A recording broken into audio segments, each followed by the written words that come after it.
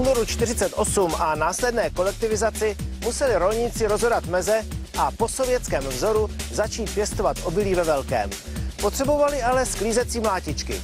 A tak v prostějovském agrostroji postavili kombajn, který tehdy neměl ve světě konkurenta. No, nebyl srovnatelný. Ve své době byl o 15 let napřed. Určitě ve vývoji.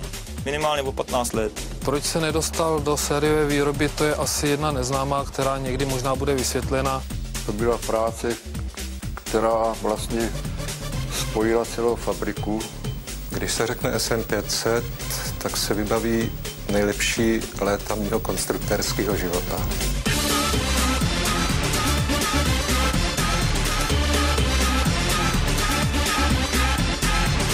Budu vám vyprávět příběh obrovského nadšení, ale současně i velkého zklamání konstruktérů z prostějovského agrostroje.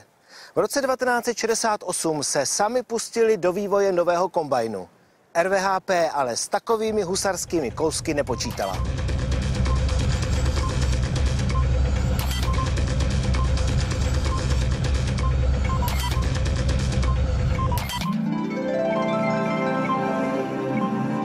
První sklízecí mlátičky, které se u nás na polích začaly používat, přišly ze Sovětského svazu.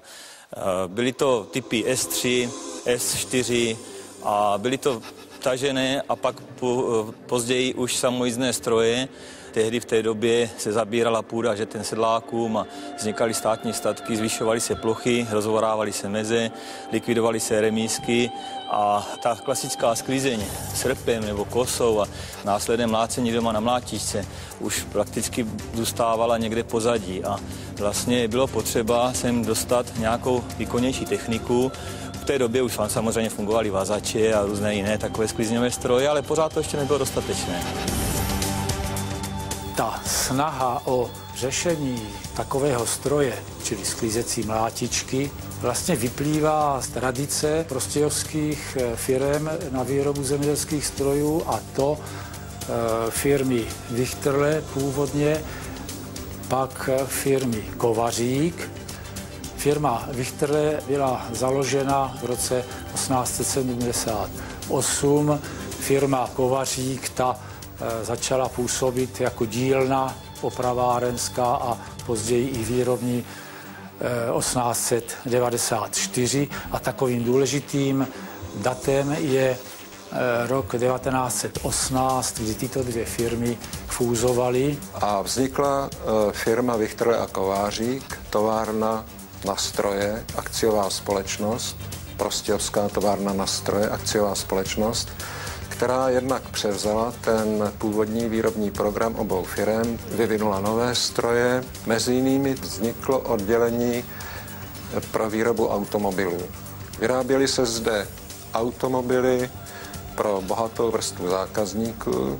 Byly to tehdy automobily na vysoké technické úrovni. Dokonce bylo jedno období, kdy firma se pokoušela být takovým československým Rolls-Roycem.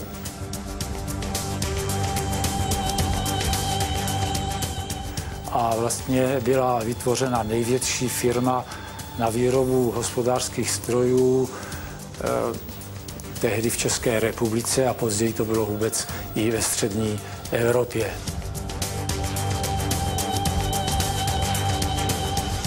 Po druhé světové válce postihl firmu Vichterle Kovářík osud podobný tisícům dalších.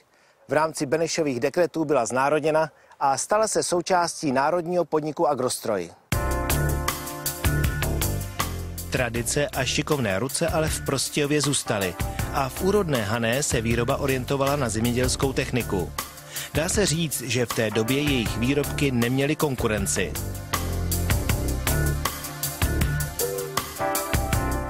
Výkonnost kombajnů v té době, koncem těch 60. let, už nedostačovala na ty plochy, které se tady obdělávaly. Tak byl tlak na to, aby zde se objevil nějaký lepší kombajn, kvalitnější, výkonnější a samozřejmě, aby byl i pro tu obsluhu snesitelnější. Protože když si to vezmete, to prašné prostředí, kdy vlastně ten kombajner seděl jenom pod střížkou, kdy vedle něho řval naplno vytočený motor, ten prach, co mu šel od té lišty a měl to vydržet 12 více hodin denně, tak to prostředí bylo srovnatelné pomalu s prostředím horníka nebo tavíče u vysokých pecí.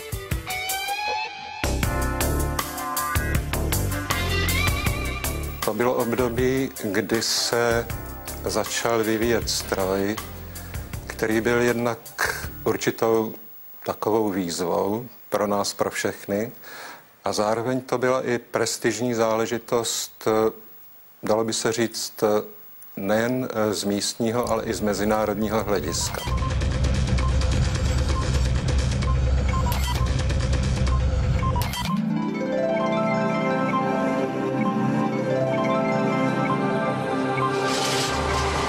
A tak se pomalu začal v hlavách prostějovských konstruktérů rodit projekt, který se mohl stát jedničkou na světovém trhu.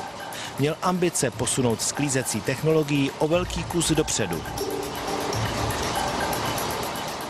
Ten exponát je to jeden ze 3 vyrobených kusů v roce 71.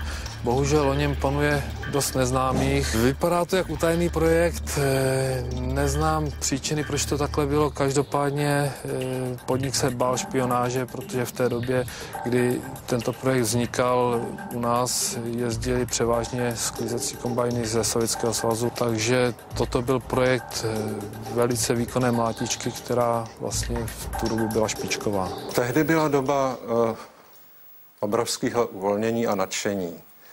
Byla to doba roku 68, kdy se zdálo, že jsou nám teď otevřeny ty cesty vývoje stroje, které dosud byly uzavřeny.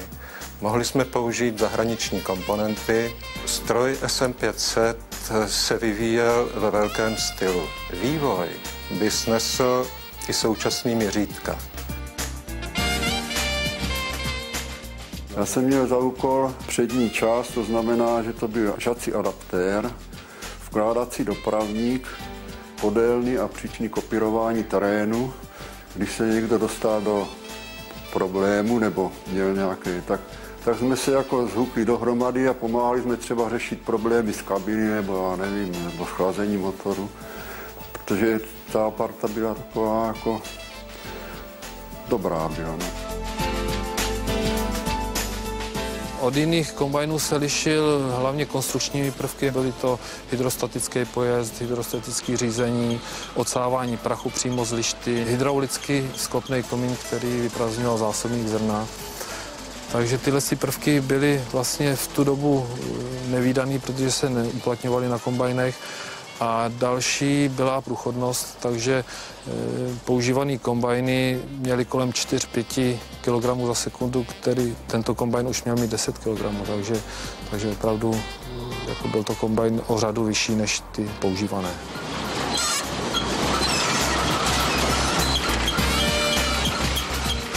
V té době, když se konstruoval, v podstatě patřil mezi první mlátičky, který měli parametry jakožto 6 vytřásadel a mláticí kanál do 1,5 metru. A žací lišta s hydraulickým vyrovnáváním to v té době dlouho nebyl standard. Pokud jde o práci, tak jsme dělali přes časy a hlavně nejvíc času jsme strávili při zkouškách, protože se zkoušelo 7 dní v týdnu od rána do večera. A když stroj jel, tak jeli třeba od rána od 6 do večera do 10. A když nejel, byla nějaká závada, tak se předělával třeba během noci. Během toho vývoje v tom roce 69 se už začaly ozývat hlasy, že je potřeba dodržovat mezinárodní dohody a tak dále, ale to zatím bylo pouze tak nějak ojediněle a v pozadí. My jsme zaznamenali pouze velkou pozornost ze strany Fortschrittu a ze strany NDR, kteří, když se dozvěděli, tak se samozřejmě zajímali o to, jak ten stroj asi bude vypadat a tak dále. Čili my jsme to od samého začátku vlastně brali jako určitou rivalitu s těmi německými stroji a dokonce ten první název toho stroje se jmenoval Ribal.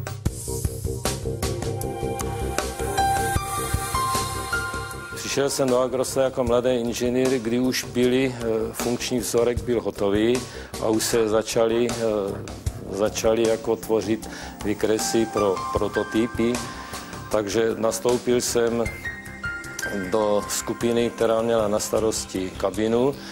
V té kabině bylo pochopitelně ovládání místo řidiče, takže to, co bylo spojené s ovládáním těch jednotlivých skupin toho kombajnu.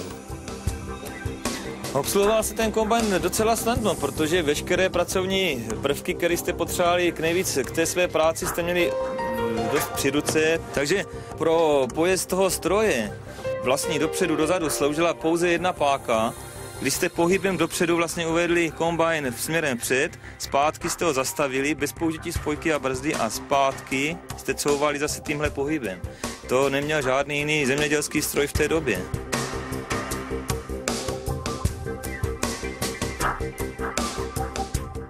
Protože 500 byl záběr lišty. Když se ten kombajn převáží, tak se samozřejmě lišta sundá a dá se na transportní vozík, aby byla dodržená šířka toho stroje na přepravu po silnici. To už tehdy se na to kladl důraz a je pravda, že u strojů ze Sovětského svazu SK4 se lišta nechávala vpředu a jezdilo se s ní z Čech prakticky až na Slovensko s tou šířkou 3,5 metru, což už bylo na tu dobu tehdy nebezpečné, i když ten provoz nebyl takové hustotě, jak je dnes. Tenhle ten kombajn mě zaujal v podstatě jednou věcí a tím, jak na svoji dobu vypadal. V té době začínala ta éra vlastně designování, to už začínalo od roku de facto 68-9 na západě. A když se na to podíváte, ladné tvary, hranaty, to v té době de facto letělo. Velice vyvedený stroj, v podstatě výkonově a parametrově srovnatelný s těmi nejlepšími kombajny, které teprve šly do výroby na západě. A ve východním bloku, ve státech východního bloku to nemělo konkurenci.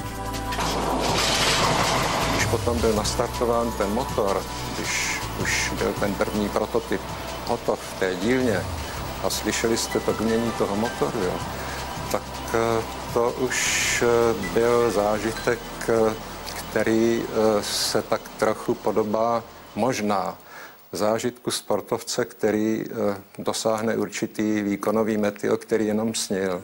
Nadšení bylo velký, až do té doby, než se začala proslýchat, že to půjde ke dnu.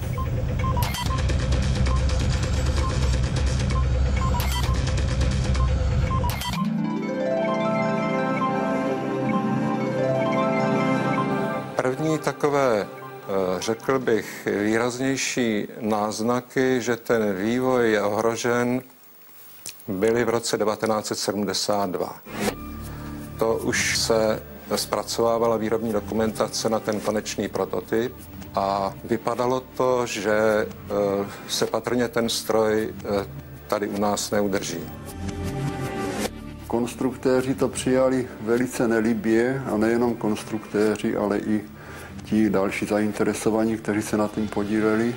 Jenomže pravda je taková, že už v té době už jsme byli zvyklí na to, že vždycky někdo přišel a řekl, budete dělat to, nebo nebudete dělat to.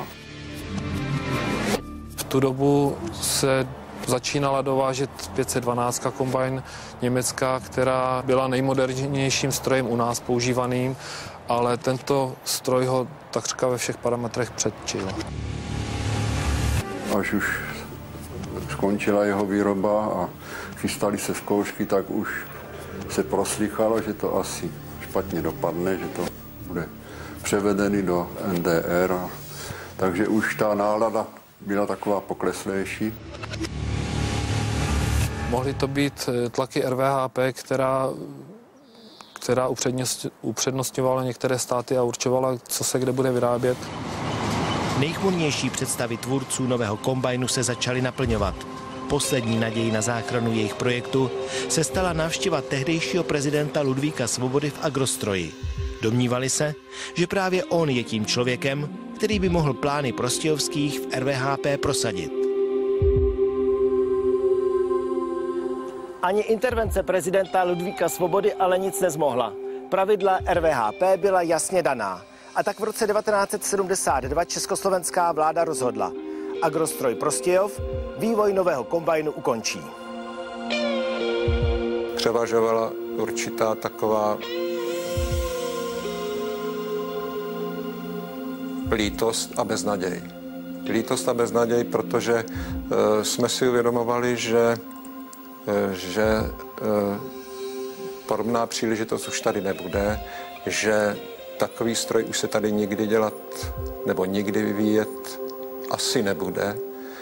A když jsme se podívali zpět na to, co všechno jsme proto byli ochotni udělat, bylo tady lítost možná trošku vztek, ale spíš pocit zmařený obrovské příležitosti. Záviděli nám to, že my jsme si seděli bez prachu, pěkně v kabínce, jezdili jsme, záviděli nám, že jsme měli vyšší výkon, skoro dvojnásobný výkon.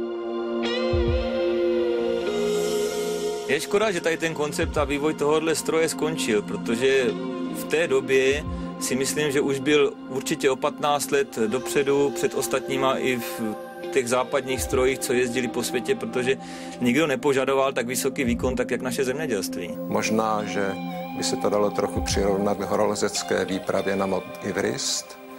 Máte už prakticky všechno, co bylo předtím nutné udělat, hotovo, jenom už čekáte před vrcholem na ten výstup a teď vám přijde zkrátka zpráva, že musíte zbalit kufry a vrátit se dolů, vrátit se zpět. A nejen to, že už vlastně na ten výstup se nikdy nedostanete.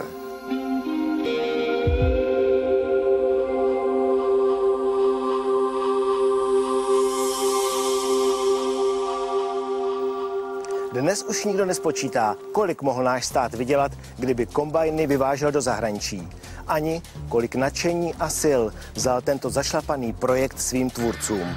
Tak to končí vždy, když politika vítězí nad zdravým selským rozumem.